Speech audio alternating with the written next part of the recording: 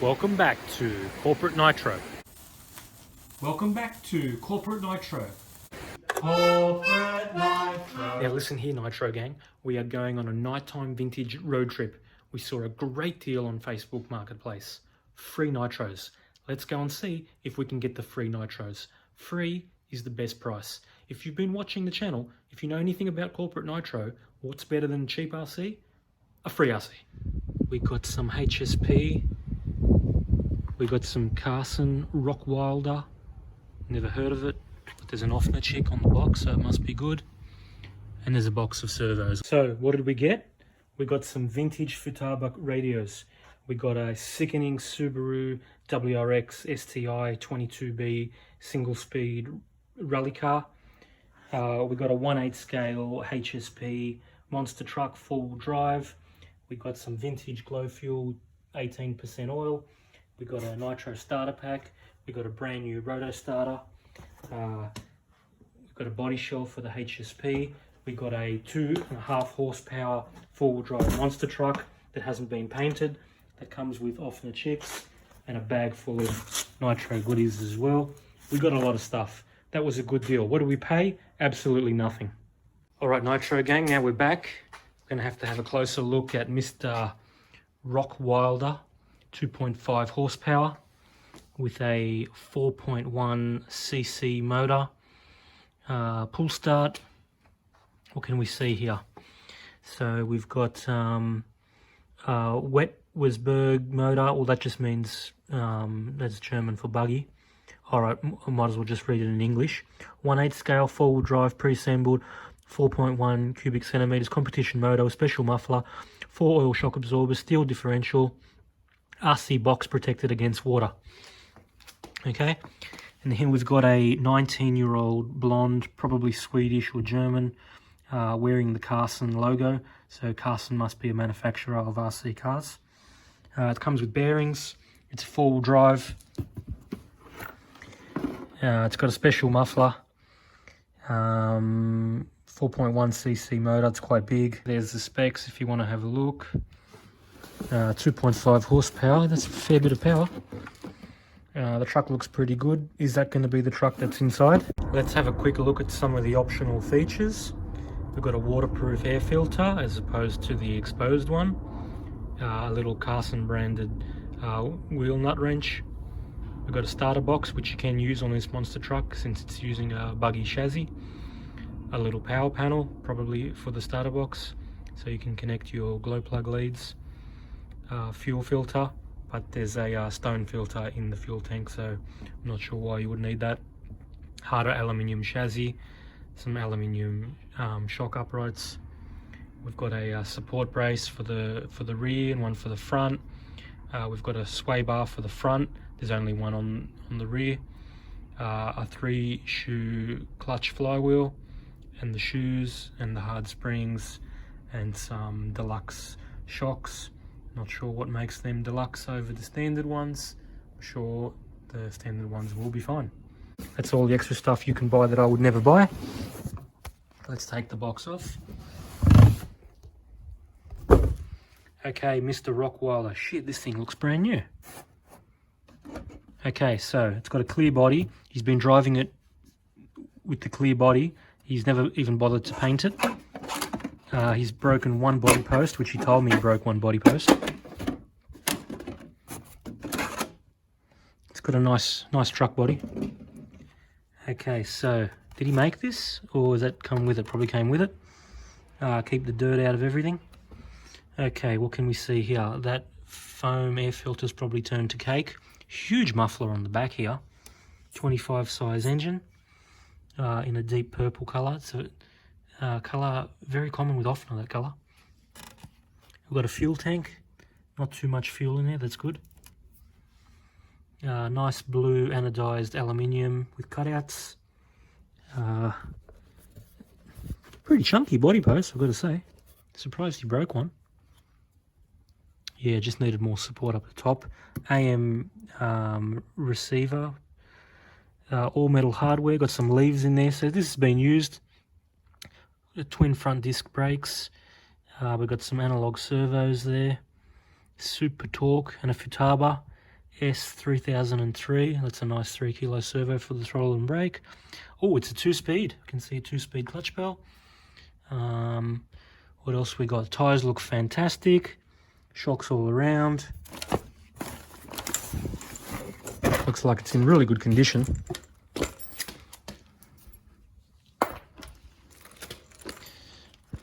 So we're going to have to fix that body post, otherwise we just run it with 3 posts. Oh yeah, not too bad. A few scratches, not much. Not much damage to the front A-arms. That's a good sign that it hasn't been used too much. Not much scratches to the front bumper. Alright, it's had a little bit of use. And I do not see a pull start. So without a bump box, is it a roto start from the back? That's going to be my next question. Yes, it's a roto start. We can see it all the way in there. Alright, Rockwilder. The sticker is there, Rockwilder, that's the name of the truck. And it's definitely a 4-wheel drive big block monster truck. We're going to call it probably Van Wilder. That's probably what I'm going to call it, Van Wilder. Burn the track. Well, you're definitely not going to burn the track, but you can burn some nitro at the track and you will come last with the monster truck. Rockwilder looking good. Alright, so once we fix up that body post and put the supports back on, that's what it's going to look like. It's going to look like a great monster truck. Even with these crappy grey plastic wheels that look like they've come off the inside of a washing machine, at least the nuts are blue anodized, they're nice. Wow, that's a deep dish rim, isn't it? I can put some stickers in there for sure. Alright, sorry about the mess here. We are restoring a electric slash, but we're looking at the Rockwilder with the damaged body, and there's cracks and there's a lack of paint. So what we're going to do is we're going to get some dishwashing soap and a sponge. We're going to give it a really good clean, mask up the windows and prepare for our spray paint. And once we've done a coat of paint, then we'll look at doing some body repairs, and not the other way around, because if we do the repairs first, then the paint job will come out terrible. So we've taken the wheels off the Carson Rockwilder so we can get better access. Now, in order to take the engine off, I'm going to have to take the manifold and muffler off. So I'm taking out this really long, probably 4mm grub screw out of each side. And I think that'll let us remove this baffle. We're just taking off these screws to get the engine out. So the button has fallen out and I've already checked the glow plug. The glow plug is working fine. And now let's have a look in the engine. Alright, so the engine is not brand new, it's been used, but it's nice and dark, which means there's a chance that it's been running rich enough. It's completely seized, it will not spin over, flywheel won't move. The rotor start is all locked up, so I'm going to have to remove the whole engine now just to see if we've got frozen, rusty, seized bearings, or if it just needs a bit of heat oil to free it up. Okay, we've got some good news. We finally got the engine off. Now we can take off this rotor start backplate and see what's going on, see why it's so seized. Alright, so we've just cleaned up a few parts and now it's time to take this backplate off. Alright, we've got the rotor start off there, we've got the backplate off here, a little bit of rust, and now the moment we've all been waiting for. Let's have a look, and we can see just a little bit of rust. And once we run this engine, this will all become loose. So that's good news. We can heat this up now and start putting some oil in and turn this flywheel. Well, the engine is completely seized. Can't turn this flywheel at all. So I'm going to get the hairdryer out and start heating it up. Let's give it a bit of spray as well.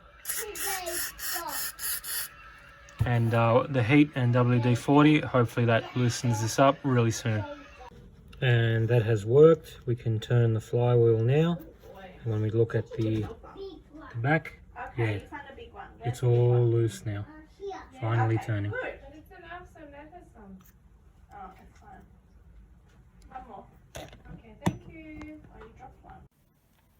We got the Rockwilder, scissors, Masking tape. It's time to mask the windows. Just finished the masking.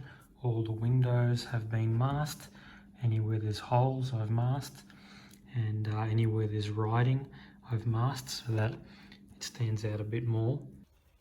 Oh, shake, shake, shake, shake, shake, shake, shake your PS3, shake your PS33. I might actually remove these plastic protectors here, the guards. I think they keep the dirt out of the truck, and that way we can give them a spray as well. I don't want them staying clear. Oop, the engine just fell out. Right, now we've got them all off, and let's go and give these a bit of a clean with soapy water.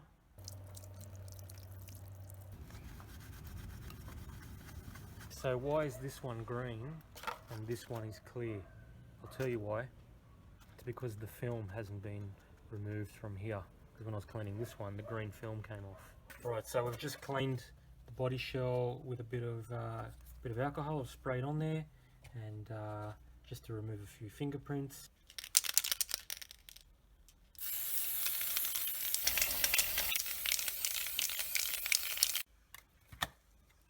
CN, corporate nitro. Are we ready to paint?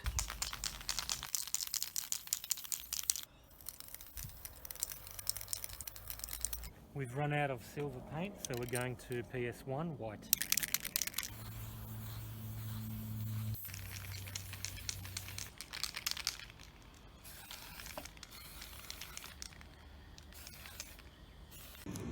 Just taking off the first layer of the masking tape.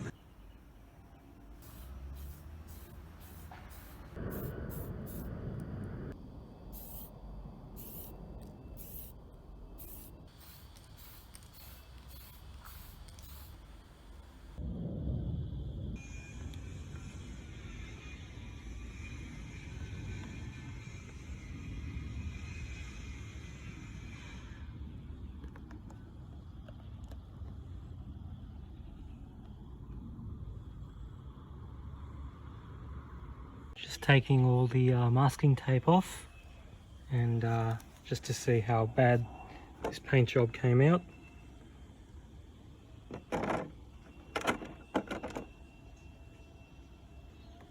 How bad did it come out? Yeah, really bad.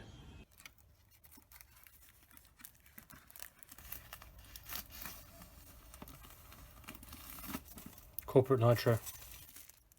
Should we make this a Volkswagen? After everything Volkswagen did to planet Earth? You know, Dieselgate? No. This is not going to be a Volkswagen. No way. There we go. Cadillac. 2.6 horsepower, 4.1 centimeters cubed. Offner, 2.5. 2.5. 1 hour of putting stickers on. I'd say that's enough stickers for now. All the imperfections are really hidden now. Just looks like a kid painted a truck for the first time.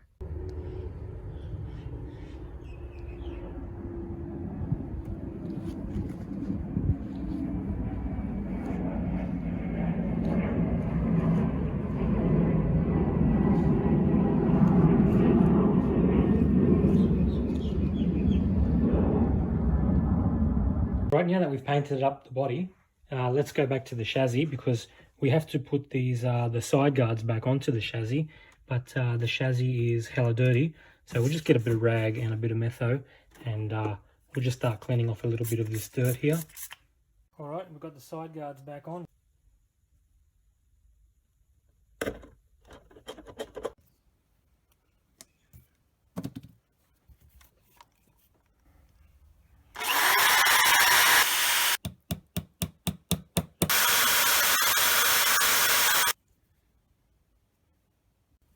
The epoxy, get a little something to put the epoxy in so we can mix it up.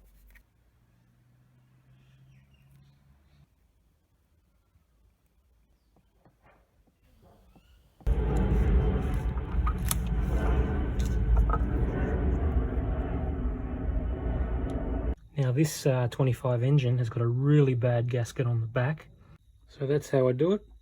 Just smother it in black silicone, whack the header on, we're going to remove this AM radio because I don't want to get a runaway. We're going to put in a Futaba digital, connect it up to the 4PLS. Right, this is something I've never seen before. So the throttle servo goes straight into the receiver on channel 2 as usual. But the steering servo goes into a little a Y harness here. Okay, so the on-off switch goes into the Y harness and the steering servo, and then they both go into the receiver on the one port, channel 1. So channel 1 is not only the steering servo, but it's also feeding power into the receiver. So how can you tell a real Futaba S3003 from a fake one? Black nylon spline is real. If you see a white spline, it's going to be a fake every time.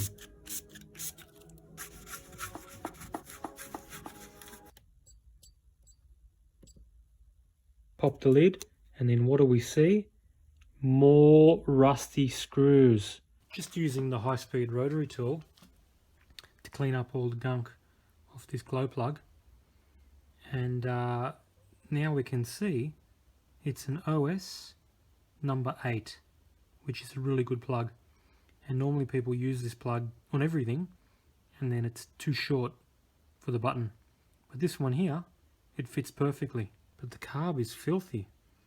Because the carb is filthy, and I just found gunk in the fuel tank, it's making me wonder, what's inside here? Probably the dirtiest carb I've ever seen. Rockwilder carb is being cleaned. Let's put it all back together.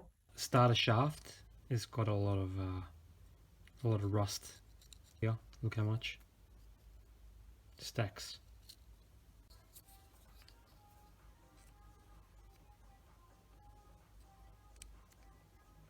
Well, that was the hardest thing I've done this year, get the fuel lid back on. That was a lesson for me. I will never remove another lid from a fuel tank ever again. Now, I'm not convinced that this has been installed properly, because if you look at this body post system, there's only 2 screws holding the whole thing in. If you look down here, there's no screws there, but if you try and put a screw in, it's just going to hit the other screw that's already in there, that's just connecting the shock tower to the gearbox housing. So what we need to do is remove that screw, whether it's too short, take it all the way out, and then put a long one that goes in through the whole thing all the way through. We got the calipers out, and we checked the rear camber, and that's fine. We checked the front camber, that's fine, and we checked the toe in, and they were very different. So I just used a 5mm spanner and adjusted the toe. Luckily everything's adjustable, very easy. We've got a solid center diff here. You can see that if you move one, the other goes.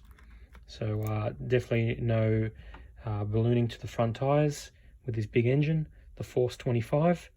And this is what you call a lightweight buggy chassis with a solid center 2-speed transmission. This is a dream for monster truck people who want to go fast. Now this 4x20 self-tapper countersunk screw is completely stripped at the end. It's just turning and turning forever. So we're going to go 4x18 machine countersunk and see if that does the trick. They are very different screws, but I think the machine actually bite even better. Time to put the baffle back on. See, it's got this like little rubber hose here, just resting on the manifold. And then it's very interesting. The screw comes through the aluminium. Well, it goes through the plastic body post upright, then the shock tower, and then it comes through, and then the screw goes through the baffle, and then a grub screw comes in here from the side and grabs the other screw. So the grub grabs the screw. Amazing. Never seen anything like that before. Way too many spaces here in these rear shocks. Let's take them out so that we've got some soft suspension. We want some soft, supple suspension to go over the monster jumps for this monster truck. Wheels are a little bit dirty, but I'll give them a bit of a clean. And some of the glue is really bad here. Rockwilder's got a little bit of damage to the body here before it was painted. So we're gonna have to fix that up. Not really sure what to do, maybe silicone or hot glue gun, but we need something for strength as well to fill in the gap. So I was thinking maybe get an old can, cut up a bit of a template, cut out the piece that we want, put a hole in it for the body post, and then we'll see if we're going to hot glue it or silicone that in. So we got the cling wrap, then the silicone, then the aluminium, and then we make sure that we can get our pin through the hole, because there's a hole there, so our body pins can still go through. And then once the silicone is dry, we'll just put a little bit of tape over the whole thing, and that way I don't cut my fingers on the aluminium.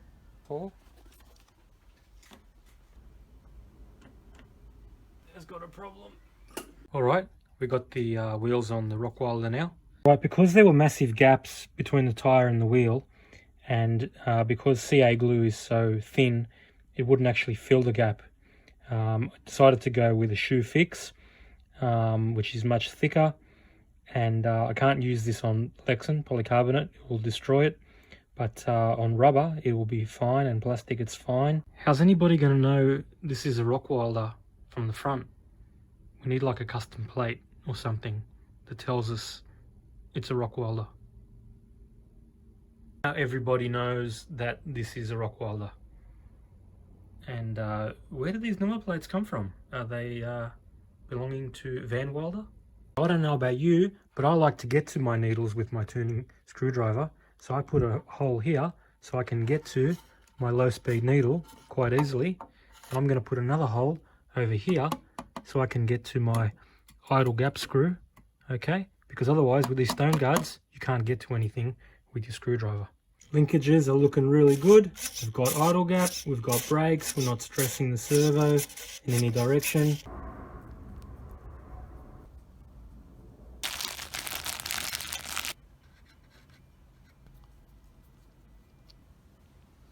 Now to figure out this rotor starter.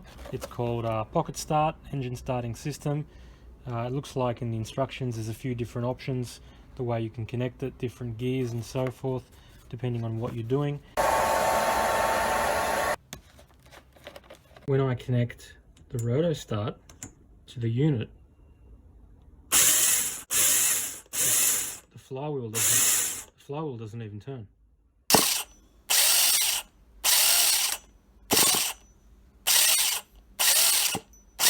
Got a broken pull start here, and inside it is the 12 by 12 by 6 bearing.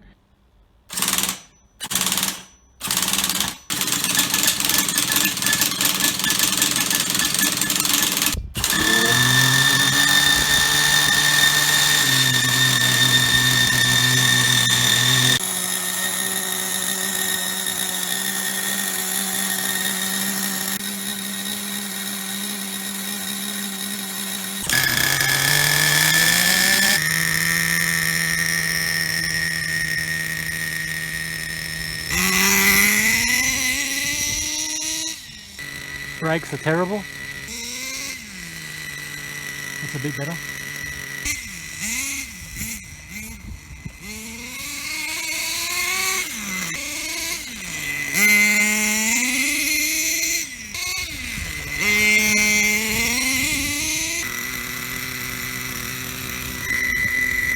Can't kill the idle. I wonder if it's shifting.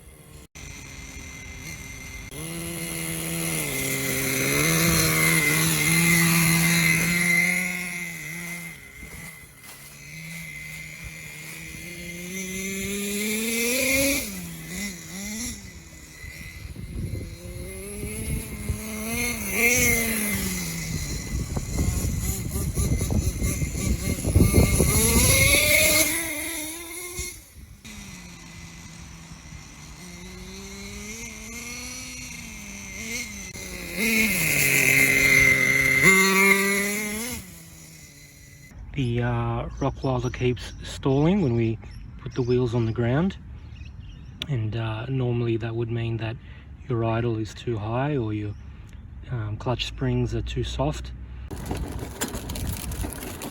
We've got a bit of bicycle tube, we've got a little bit of hose and 2 zip ties. We're going to make a homemade exhaust deflector for the can muffler baffle. Right, check this out. We got a homemade spring made from a coat hanger inside there. Okay, so the spring is between the hose and the tip of this baffle. So that spring just goes around inside, okay? And that way you put the body shell on, it can spring down, it can flex in different directions. I've got the hole facing me for easy access, and then I rotate the wheels until I can see the set screw to adjust the 2-speed. Let's turn it in, and then when we're in the field we can start turning it out. We got the engine off. Let's take off this clutch and see what is going on, why we've got no drive. It's very strong. Hold on a second there. What is this? Pieces of clutch? It was a little bit of a runner. Let's try it again. It looks like the whole thing is moved off the flywheel. This clutch stays with the flywheel. I can see that we're not using that type of flywheel. We're not using that type of clutch nut. It seems to all be integrated, flywheel and clutch nut. And definitely the E-clip has come off. It looks like this E-clip fell off, and that's why we lost drive, because the whole clutch shoes moved forward. There was nothing engaged between the clutch shoe and the crankshaft or the flywheel. So because of that movement, we lost drive. I can see it. Okay, we got fuel. Put some fuel in. But that's enough fuel. That's enough. But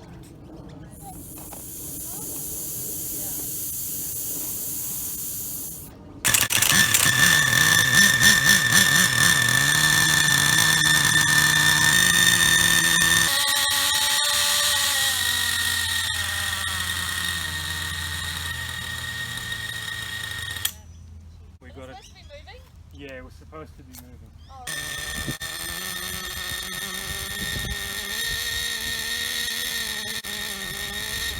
The springs are so tight. Anyway, we got it in. The springs don't really line up with the groove. Went through all my spares, all my clutch parts, all my flywheel parts, all my screws, all my washers. Hobao clutch seems to be working. Shimmed to perfection. No play. Promotion, 2-speed.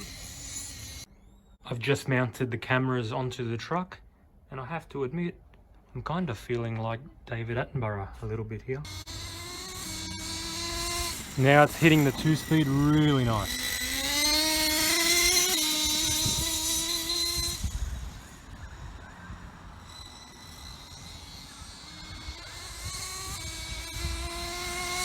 Wow, this truck moves. You can tell the buggy chassis is fantastic.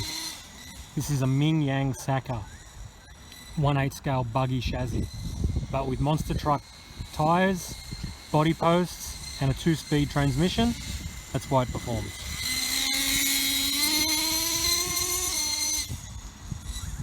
Oh, I love when that 2-speed kicks in. Now we've got the cameras on.